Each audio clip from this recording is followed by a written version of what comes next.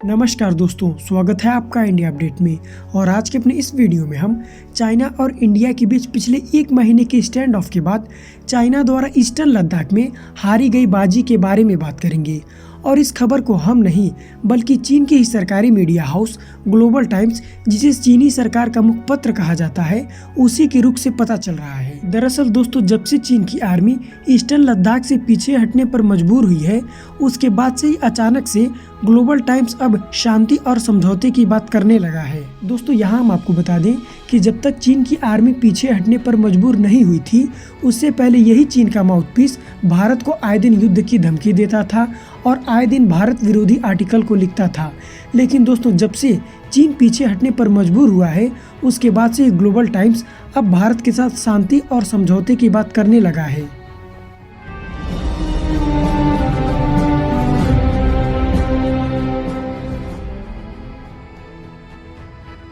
दोस्तों, जैसा कि आप सभी लोग जानते हैं कि चीन की PLA यानी पीपल लिबरेशन आर्मी ने लद्दाख के क्षेत्र गैलवान घाटी और पेंगोंग तसो लेक के आसपास अपनी सेना की आर्टिलरी तथा इन्फेंट्री गाड़ियों सहित कैंप भी लगा दिया था, जिसके बाद से भारतीय सेना ने भी जवाबी कार्रवाई करते हुए चीन के बराबर ही अपनी सेना के भी कैंप लगा दिए थे, जिसके बाद बॉर्डर पर मामला बराबरी का हो गया था। लेकिन दोस्तों, उसके बाद से ही चीन की सरकारी मीडिया, जिसे चाइना का माउथपीस कहा जाता है, यानी ग्लोबल टाइम्स, लगातार भारत को डराने वाले लेख को प्रकाशित करता रहा और चीन की सेना का बखान करता रहा। लेकिन दोस्तों, जब से कोर कमांडर स्तर की बातचीत हुई है, तब से ग्लोबल टाइम का मामला पलटने लगा है। दरअसल दोस्तों, सबसे पहले तो शी जिनपिंग जी को लेफ्टिनेंट जनरल की मीटिंग से पहले ही अपने वेस्टर्न थिएटर कमांड के एक कमांडर को हटाना पड़ा था, जिससे ये स्पष्ट हो गया था कि चीन अब झुक चुका है। और उसके बाद जब मीटिंग हो गई तो चीन की यही मीडिया शांत पड़ गई, जिसके बाद से ग्लोबल टाइम्स के द्वारा इस बारे में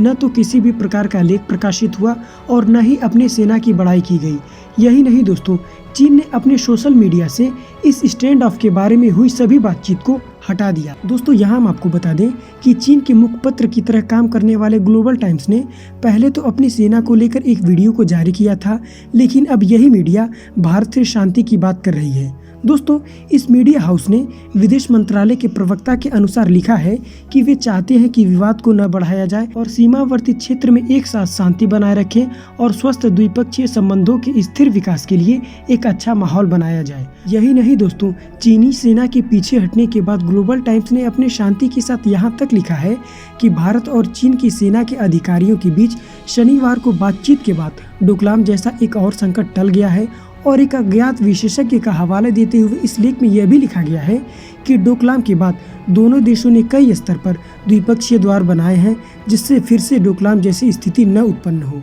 दोस्तों, यहाँ पर यह स्पष्ट हो रहा है कि चीन की कम्युनिस्ट पार्टी अभी तक 2017 में हुई इस बेइज्जती को नहीं भूल पा रही है और इस बार चीन यह कह रहा है कि यह मामला डोकलाम जैसा नहीं है। दोस्तों, वास्तव में इस बार चीन की हालत पिछली बार से ज़्यादा खराब है और वो विश्व को यह नहीं बताना चाहता है कि इस बार चीन कई मोर्चों पर विरोध का सामना कर रहा है। दोस्तों, पहले तो कोरोना, फिर हांगकांग के मामले पर पूरी दुनिया चीन के खिलाफ हो चुकी है। दोस्तों, अगर इन सभी चीज़ों को एक साइड में कर दिया जाए तो अब भले ही भारत के साथ शांति का दिखावा कर ग्लोबल टाइम एक दूसरा नैरेटिव तैयार करने की सोच रहा है, जिससे चीन की बेइज्जती न हो। इसके अलावा दोस्तों, ग्लोबल टाइम्स ने अपने एक लेख में यह तक दावा किया है कि दोनों देश यानी चीन और भारत ये समझते हैं कि अमेरिका जानबूझकर भारत को उकसा रहा है। कुल मिलाकर दोस्तों, ग्लोबल टाइम्स का इस तरह से भारत का अमेरिका के प्रलोभन में न फंसने की बात और भारत के साथ दोस्ती बढ़ाने की बात ये दिखाता है कि चीन ने लद्दाख में अपनी हार मान ली है और आखिर में ये होना भी था।